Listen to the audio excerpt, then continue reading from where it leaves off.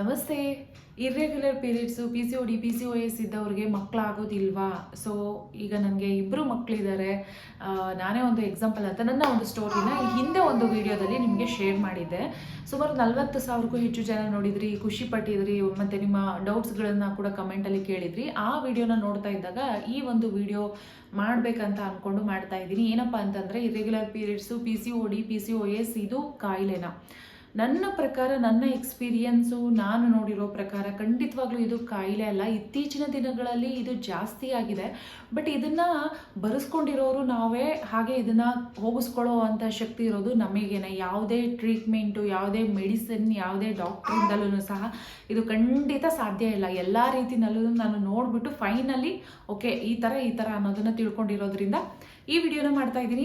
Hello, welcome back to my channel. ನಾನು Suma. Welcome to anchor ಸುಮನ vlogs in Kannada YouTube channel. Yes, ಏನು ನನಗೂ ಅಷ್ಟೇ ಫಸ್ಟಿಂದಲೂ ಇರ್ರೆಗ್ಯುಲರ್ ಪೀರಿಯಡ್ಸ್ ಇತ್ತು. ಸೊ ಹಾಸ್ಪಿಟಲ್ಗೆ ಹೋದಾಗ ಅವ್ರು ಹೇಳಿದ್ರು 21 ದಿನ ಟ್ಯಾಬ್ಲೆಟ್ಸ್ ತೊಗೊಳ್ಬೇಕು, ಅದಾದಮೇಲೆ ಪೀರಿಯಡ್ಸ್ ಆಗುತ್ತೆ, ಮತ್ತೆ ಸ್ಕಿಪ್ ಮಾಡಿ ಮತ್ತೆ 3 ಮಂತ್ ಈ ಥರ ಮಾಡೋದ್ರಿಂದ ಪ್ರಾಕ್ಟೀಸ್ ಆಗುತ್ತೆ. ಸೊ ನೆಕ್ಸ್ಟ್ ನಿಮಗೆ ನಾರ್ಮಲ್ ಆಗಿ ಆಗುತ್ತೆ ಅಂತ. ಇನ್ನೊಂದು ಕಡೆ ತೋರಿಸಿದಾಗ ಅವರು ಹೇಳಿದರು, ಅವರು ಸ್ವಲ್ಪ ಎಕ್ಸ್ಪೀರಿಯನ್ಸ್ ಇದ್ದಂತಹ ಡಾಕ್ಟರು, ಅವ್ರು ಹೇಳಿದ್ರು ಈಗಿನ ಮಕ್ಕಳಿಗೆಲ್ಲ ಒಳ್ಳೆ ಫುಡ್ಡು, ಒಳ್ಳೆ ಲೈಫ್ ಸ್ಟೈಲ್ ಇಲ್ಲ, ಸೊ ಇದು ಕಾಮನ್, ಇವರೇ ಸರಿ ಮಾಡ್ಕೋಬೇಕು ಅಂತ ಇವರು ಕರೆಕ್ಟಾಗಿ ಹೇಳಿದರು. ಬಟ್ ನಾವೆಲ್ಲ ಚಿಕ್ಕವ್ರು ಇದ್ದಾಗ, ಒಂದು ಟೀನೇಜ್ ಅಂತ ಒಂದು 17, 18, 19, 20 ಈ ಥರ ಒಂದು ಏಜಲ್ಲಿ ಇದ್ದಾಗ ನಮಗೆ ಹೇಗನ್ಸುತ್ತೆ ಅಂದರೆ, ಮನೆಯಲ್ಲಿ ಮಾಡೋ ಫುಡ್ಡು ಇಷ್ಟ ಆಗಲ್ಲ, ಅಮ್ಮ ಮಾಡೋದು ಇಷ್ಟ ಆಗೋದಿಲ್ಲ, ಹೊರಗಡೆ ಸಿಗೋವಂಥ ಫುಡ್ಡಿಗೆ ಸಿಕ್ಕಾಬಟ್ಟೆ ಅಡಿಕ್ಟ್ ಆಗಿರ್ತೀವಿ. ಹೊರಗಡೆ ಹೋಗಿ ಜಂಕು, ಅದು ಇದು ಹಾಳ ಮೂಳ, ಮನೇಲಿ ಹೆಲ್ತಿ ಫುಡ್ ತಿನ್ನೋದಕ್ಕಿಂತ ಔಟ್ಸೈಡ್ ಫುಡ್ಡಿನ ಮೇಲೆ ಡಿಪೆಂಡ್ ಆಗಿರೋದು ಜಾಸ್ತಿ ಇರ್ತಿತ್ತು. ಸೊ ಯಾವಾಗ ನಾವು ಕೂಡ ಒಂದು ರೆಸ್ಪಾನ್ಸಿಬಿಲಿಟಿ, ನಮಗೂ ಮದುವೆ ಆಯಿತು, ಸೊ ಆವಾಗ ಓಕೆ ಮಗು ಅನ್ನೋ ಒಂದು ಕಾನ್ಸೆಪ್ಟ್ ಅಂತ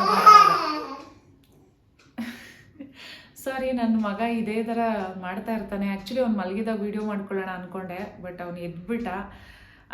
ಓಕೆ, ಏನು ಹೇಳ್ತಾ ಇದ್ದೆ? ಸೊ ಜಂಕ್ಗೆ ಜಾಸ್ತಿ ಅಡಿಕ್ಟ್ ಆಗಿದ್ವಿ. ಸೊ ಅದಾದಮೇಲೆ ಯಾವಾಗ ಮಗು ಅಂತ ಬಂದಾಗ ಓಕೆ ನಮ್ಮ ಲೈಫ್ ಸ್ಟೈಲ್ನ ನಾವು ಹೇಗೆ ಸರಿ ಮಾಡ್ಕೊಳ್ಬೋದು, ಈ ಇರ್ರೆಗ್ಯುಲರ್ ಪೀರಿಯಡ್ಸ್ ಹೊರಗಡೆ ಬಂದು ಆ್ಯಂಡ್ ಮಕ್ಕಳಿಗೆ ಅಂತ ಅಂದ್ಕೊಂಡು ಆಗ್ತಾ ಇಲ್ವಲ್ಲ, ಪೀರಿಯಡ್ಸ್ ಸರಿಯಾಗಿ ಆಗ್ತಾ ಇಲ್ವಲ್ಲ ಅಂತ ಸಾಕಷ್ಟು ಹಾಸ್ಪಿಟಲ್ಗೆ ತೋರಿಸಿದ್ರೂ ಏನು ಯೂಸ್ ಅನಿಸ್ಲಿಲ್ಲ. ಆ ಟೈಮಲ್ಲಿ ಓಕೆ ನಮ್ಮ ಲೈಫ್ ಸ್ಟೈಲ್ ಅಂದರೆ ಫುಡ್ಡಿಂದ ಇರ್ಬೋದು, ನಮ್ಮ ಹವ್ಯಾಸಗಳೆಲ್ಲವನ್ನೂ ಕೂಡ ಬದಲಾವಣೆ ಮಾಡಿಕೊಂಡಾಗ ಖಂಡಿತ ಆಗುತ್ತೆ ಅಂತ ನನ್ನ ಫಸ್ಟ್ ಪ್ರೆಗ್ನೆನ್ಸಿನಲ್ಲಿ ನನಗೆ ಇದು ಅನುಭವಕ್ಕೆ ಬಂದಂತಹ ಸತ್ಯ ಸಂಗತಿನ ನಾನು ನಿಮ್ಮ ಜೊತೆ ಹೇಳ್ತಾ ಇದ್ದೀನಿ. ಸಾಕಷ್ಟು ಹಿರಿಯರು ಅಂತ ಅಂದಾಗ ಹೇಳ್ತಾರೆ 1 ವರ್ಷ ಆಯಿತು ಮದುವೆ ಆಗಿ ಅಂತ. ಎಲ್ಲರ ಮನೆಯಲ್ಲೂ ಮದುವೆ ಆಗಿ 1 ವರ್ಷ ತನಕ ಸುಮ್ಮನೆ ಇರ್ತಾರೆ, ಆಮೇಲೆ ಇದು ಕಾಮನ್ ಇರುತ್ತೆ.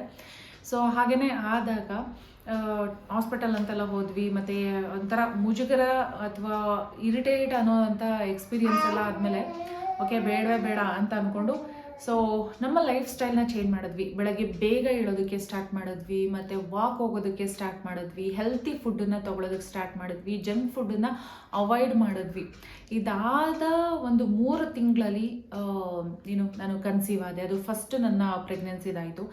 ಸೊ ಅವಾಗ ಅಂದ್ಕೊಂಡೆ ನಾನು, ಯಾವುದೇ ಮೆಡಿಸನ್ ಅಥವಾ ಯಾವುದೇ ಟ್ರೀಟ್ಮೆಂಟಿಂದ ಇದು ಸರಿ ಹೋಗೋಂಥದ್ದಲ್ಲ. ಇದನ್ನು ತುಂಬ ಡಾಕ್ಟರ್ಗಳು ಹೇಳೋದಿಲ್ಲ. ಪಾಪ ಕೆಲವ್ರು ಹೇಳ್ತಾರೆ ಓಕೆ ನಿಮ್ಮ ಲೈಫ್ ಸ್ಟೈಲ್ನ ಸರಿ ಮಾಡ್ಕೊಳ್ಳಿ, ನಿಮ್ಮ ಫುಡ್ ಸ್ಟೈಲ್ನ ಸರಿ ಮಾಡ್ಕೊಳ್ಳಿ ಅಂತ ಎಲ್ಲ. ಆದರೆ ಮೋಸ್ಟ್ ಆಫ್ ದ ಡಾಕ್ಟರ್ಸ್ ಏನು ಮಾಡ್ತಾರೆ, ಅದನ್ನು ಹೇಳೋಕ್ಕೆ ಹೋಗಲ್ಲ. ಟ್ಯಾಬ್ಲೆಟ್ಸು ಅಥವಾ ಟ್ರೀಟ್ಮೆಂಟು ಅಥವಾ ಎವ್ರಿ ಮಂತ್ ಬನ್ನಿ ಅದು ಇದು ಅಂತ ಹೇಳಿಬಿಡ್ತಾರೆ. ಬಟ್ ತುಂಬ ಜನ ಆ ಥರ ಹೇಳೋದು. ಬಟ್ ಕೆಲವು ಒಳ್ಳೆ ಡಾಕ್ಟರ್ಗಳು ಹೇಳೋದೇನೆ ನಿಮ್ಮ ಲೈಫ್ ಸ್ಟೈಲ್ನ ಸರಿ ಮಾಡ್ಕೊಳ್ಳಿ ಅಂತ. ಆ್ಯಂಡ್ ಅದೇ ಥರ ಸೊ 10 ವರ್ಷ ಆದಮೇಲೆ ಒಂದು 4-5 ಮಗಳಾಗಿ ಒಂದು 5-6 ವರ್ಷ ಓಕೆ ಒಬ್ಳು ಅಂತ ಅಂದ್ಕೊಳ್ತಾ ಇದ್ವಿ. ಸೊ ಹಾಗಂತ ಅಂದ್ಬಿಟ್ಟು ಟ್ರೀಟ್ಮೆಂಟ್ ಮಗದೊಂದು ಅಂತ ತೊಗೊಂಡಿರಲಿಲ್ಲ. ಆ್ಯಂಡ್ ಆಬ್ವಿಯಸ್ಲಿ ಮಿಡಲಲ್ಲಿ ಆಗುತ್ತಲ್ಲ, ಸ್ವಲ್ಪ ನಮ್ಮ ಲೈಫ್ ಸ್ಟೈಲ್ನ ಜಂಕ್ ಮನೆಯಲ್ಲಿ ಮಾಡ್ಕೊಂಡ್ರು ಅಷ್ಟೇ, ಸ್ವಲ್ಪ ಹೆಲ್ತಿ ಫುಡ್ಗಿಂತಲೂ ಅಂತ. ಸೊ ಅದನ್ನು ಕಟ್ ಆಫ್ ಮಾಡಿಕೊಂಡು, ಅದನ್ನು ಕಟ್ ಮಾಡಿ ಜಾಸ್ತಿ ನಾವು ಮನೆಯಲ್ಲೇ ಹೆಲ್ತಿಯಾಗಿರೋವಂಥ ಫುಡ್ಡನ್ನು ತೊಗೊಂಡ್ವಿ. ನಾನು ಏನು ಸೀಡ್ಸ್ಗಳು ಅದನ್ನೆಲ್ಲ ಬಳಸ್ತಾ ಇದ್ದೆ, ಅದನ್ನೆಲ್ಲ ನಾನು ಟ್ಯಾಗ್ ಮಾಡಿರ್ತೀನಿ ಪ್ರಾಡಕ್ಟನ್ನು. ಕುಕುಂಬರ್ ಸೀಡ್ಸ್ ಇರ್ಬೋದು, ಪಂಪ್ಕಿನ್ ಸೀಡ್ಸ್ ಇರ್ಬೋದು, ವಾಟರ್ ಮೆಲನ್ ಸೀಡ್ಸ್ ಇರ್ಬೋದು, ಸನ್ಫ್ಲವರ್ ಸೀಡ್ಸ್ ಇರ್ಬೋದು, ಡ್ರೈ ಫ್ರೂಟ್ಸ್ಗಳಿರ್ಬೋದು, ಇವೆಲ್ಲವೂ ಕೂಡ ನನ್ನ ಫುಡ್ಡಲ್ಲಿ ಅಳವಡಿಸ್ಕೊಳ್ತಾ ಬಂದೆ. ಸೊ ಮತ್ತು ನಾವು ತಗೊಳ್ಳೋವಂಥ ಪ್ರತಿದಿನ ತಗೊಳ್ಳೋವಂಥ ಫುಡ್ಡಲ್ಲಿ ವಿಟಮಿನ್ಸು, ಮಿನರಲ್ಸು, ಫೈಬರ್ಸು ಎಲ್ಲವೂ ಕೂಡ ಕಂಪ್ಲೀಟಾಗಿ ಇರೋ ರೀತಿನಲ್ಲಿ ನಾವು ಫುಡ್ಡನ್ನು ನೋಡ್ಕೊಳ್ಬೇಕು. ಸೊ ಅದನ್ನು ಮಾಡಿದಾಗ ಮತ್ತೆ ನನ್ನ ಇರ್ರೆಗ್ಯುಲರ್ ಪೀರಿಯಡ್ಸು ನಾರ್ಮಲ್ ಆಗೇ ಆಯಿತು. ಅದಾದಮೇಲೆ ಮತ್ತೆ ನಾನು ಕನ್ಸೀವ್ ಆದೆ. ನಮ್ಗೆ ಇವಾಗ ಹೇಗೆ ಅಂತಂದರೆ ನಮ್ಗೆಲ್ರಿಗೂ ಟೈಮ್ ಇಲ್ಲ, ಪೇಷನ್ಸ್ ಇಲ್ಲ, ಯಾವುದಕ್ಕೂ ಟೈಮ್ ಇಲ್ಲ, ಪೇಷನ್ಸ್ ಇಲ್ಲ. ಆಮೇಲೆ ನೀವು ಹೇಳ್ಬೋದು, ಆಮೇಲೆ ಹಿಂದಿನ ಕಾಲದಲ್ಲೆಲ್ಲ ಏನು ಮಾಡೋರು, ಸಖತ್ತಾಗಿ ಕೆಲಸ ಮಾಡೋರು, ಜಂಕ್ ಅಂತ ಇರ್ತಿರ್ಲಿಲ್ಲ. ಮನೇಲಿ ಹೋಗಿ ರಾಗಿ ಮುದ್ದೆ, ರಾಗಿ ರೊಟ್ಟಿ ಅಥವಾ ರೊಟ್ಟಿ, ಅನ್ನ, ಸಾಂಬಾರು ಈ ಥರ ಇದನ್ನು ತಿನ್ಕೊಂಡೇ ಆರೋಗ್ಯವಾಗಿ ಇದ್ದರು. ಹೊರಗಡೆ ಹೋಗಿ ಪರಿಸರದಲ್ಲಿ, ವಾತಾವರಣದಲ್ಲಿ, ಹೊಲ ಗದ್ದೆಗಳಲ್ಲಿ ಕೆಲಸ ಮಾಡ್ತಾ ಇದ್ರು, ಅಕ್ಕಿ ಬೀಸ್ತಾ ಇದ್ರು, ಭತ್ತನ ಕುಟ್ಟುತ್ತಾ ಇದ್ರು. ಸೊ ಈ ಥರ ಎಲ್ಲ ಇರ್ತಿತ್ತು. ಆದರೆ ಇತ್ತೀಚೆಗೆ ನಾವೆಲ್ಲ ತುಂಬಾ ಲೈಫ್ನ ಈಸಿ ಮಾಡ್ಕೊಳ್ತಾ ಹಾಗೆಯೇ ಹಾಸ್ಪಿಟಲ್ಗೆ ಜಾಸ್ತಿ ಕಟ್ಟೋದಕ್ಕೆ ದುಡ್ಡನ್ನ ಮಾಡಿದ್ದೀವಿ.